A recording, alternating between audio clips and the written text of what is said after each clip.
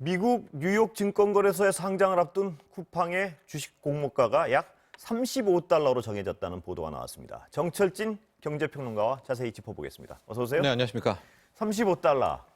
예상보다 높은 거죠? 네, 굉장히 높은 예. 것 같습니다. 30달러에다가 좀 더 높여졌다가요. 최종적으로 35달러로 공모가가 확정이 됐습니다.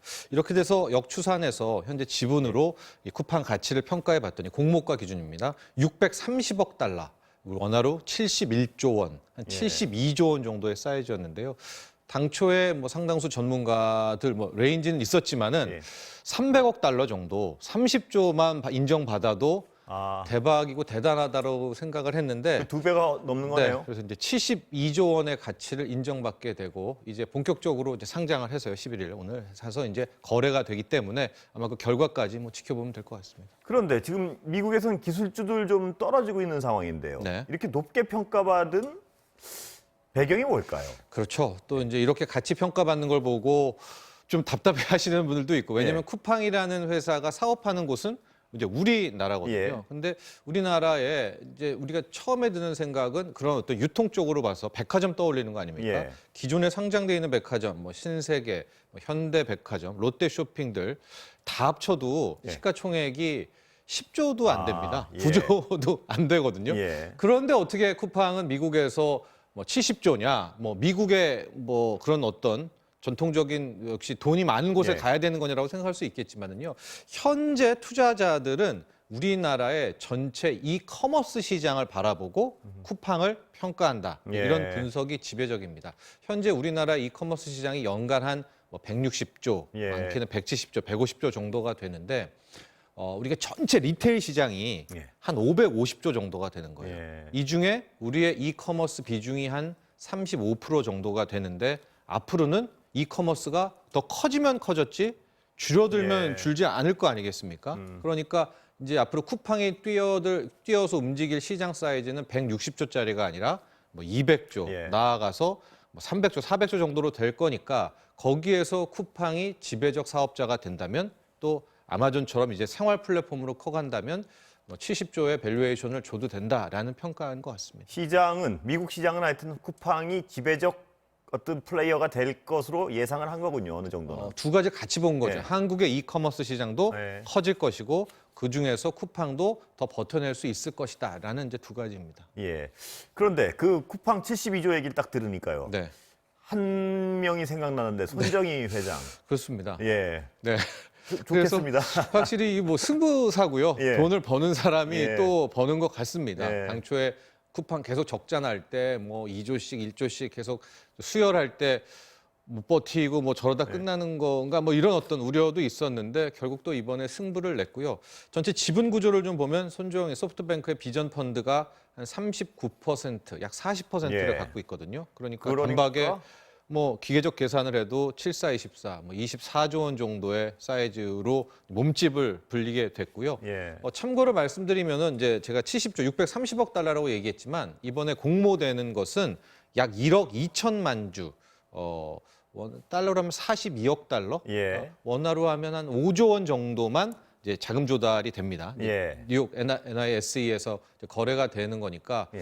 어쨌든 이제 5조 원 정도의 숨통은 자금 조달이 됐기 때문에 쿠팡은 트이게 된 것이고 여러 보도에도 나와 있지만 이제 이걸 가지고 다시 또 물류 투자, 시설 투자 예. 또 이게 저스트 어떤 쿠팡으로 그러니까 아침 물류 배송으로 머물릴 생각은 없는 거 아닙니까? 예. 마치 아마존 모델처럼 이제 OTT 컨텐츠 방송으로도 나가고요. 거기에 대한 준비를 한다고 합니다. 실탄은 어마어마한 실탄을 장전했군요. 챙겼습니다. 예. 네.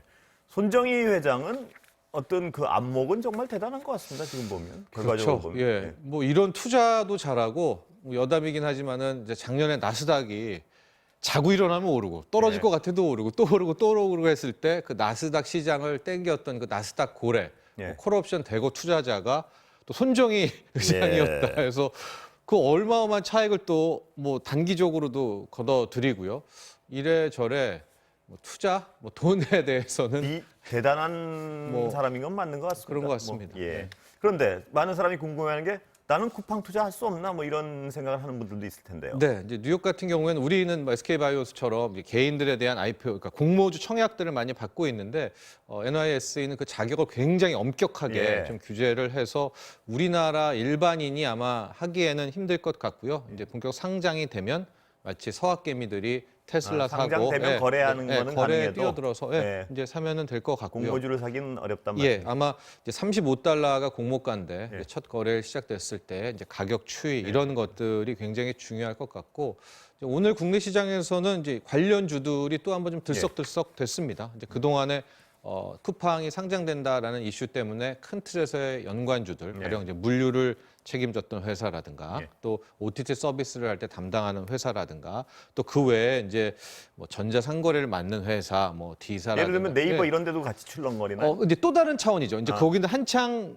떨어진 쿠팡 관련주고요. 아예 예. 저스트 쿠팡 관련주들은 뭐 2배, 3배 오른 것들도 있습니다. 예. 그래서 오늘이 이쪽은 급등락을 한 것은 이제 곧 상장이 돼서 봐야 되잖아요. 그때 마지막 피치를 보고 아마 이번에 큰 틀에서의 테마는 마무리되지 않을까 보고 있고요. 이제 그 다음 바통은 말씀하신 대로 이제 우리에 있는 이제 네이버라든가 예. 카카오라든가 이런 주식들에 대한 문제들 또 시장에 대한 흐름들이 나오게 될 텐데 지금 가장 많이 이제 언급이 되는 것은 이합집산, M&A가 빠르게 이제 나올 것이다라는 분석이 예. 지배적입니다. 왜냐하면 이제 쿠팡이 저렇게 잘 됐으니까 빨리 이제 해야 되는데 현재 쿠팡의 최고 경쟁자 오히려 이제 거래액으로 따지면은 쿠팡을 좀 앞서거니 예. 뒤서거니 하는 게 네이버인데 예. 네이버 예전에 네이버 쇼핑이죠. 그러니까 지금 이제 CJ 대한통운이라든가 이마트라든가 아무튼 이제 모여가지고 예. 이 지금 싸움은 이커머스에서는 아직 우리나라에 절대적 지배적 사업자가 없습니다. 예. 보통 우리가 35%, 40%를 가졌을 때 아마존 같은 예. 모델이죠. 이제 위너를 하게 되는데 지금은 다 한 13%, 15% 정도가 그중에 돼서 1등은 어딘가요? 네이버인가요? 네이버 쇼핑이 거래액으로는 더 앞서고요. 근데 예. 네이버 쇼핑과 쿠팡이 이제 비등비등하게 되고 예. 있습니다. 그래서 이제 그들도 힘을 뭉쳐서 빨리 선점하려고 가고 있는데 오늘의 시장은 이제 네이버와 카카오를 놓고 보면 카카오의 주가가 훨씬 더 많이 올랐는데요. 예. 뭐 아직 회사 뭐 공시라든가 나오진 않았습니다만 이제 이베이 코리아라고 또 이제 알짜 매물이 예. 있습니다. 뭐 흑자를 내고 있는 회사죠. 예. 지금 조심스럽게 뭐 시장에서는 뭐 카카오와 이베이 코리아의 어떤 뭐 M&A 가능성, 예. 카카오도 워낙 실탄이 많으니까요. 예.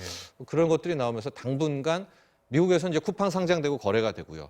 국내에서는 이제 이런 M&A들을 통해서 누가 더 빨리 몸집을 불려서 효과적으로 이제 지배적 이 독점 사업자가 되느냐에 대한 싸움들이 진행될 것 같습니다. 그러면 당장 그 투자자들이 또 궁금한 거는 그런 회사도 궁금하지만 쿠팡 주가가 과연 어떻게 될 것인가? 네. 계속 이렇게 부공행진을 할 수 있나? 뭐 이건데 네. 뭐 물론 예측하긴 뭐 누구도 모르겠지만 어떻게 네. 보세요?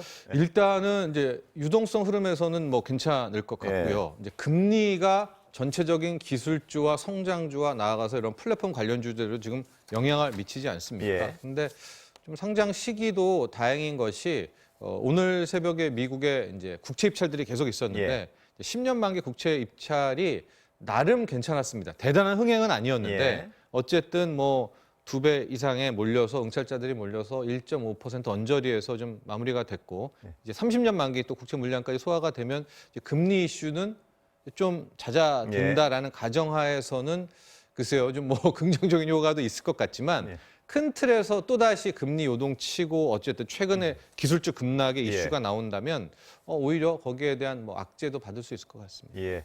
그 금리 말씀이 나와서 다른 질문을 좀 드리겠는데요. 그 지금 가계부채 네. 은행권에서 대출한 가계부채 규모가 뭐 어마어마하던데요. 그렇죠. 천조? 네. 예. 예. 우리가 이제 가계부채 할 때 1,700조 시대라고 할 때는 네. 이제 신용까지도 다 예. 합친 것이고요.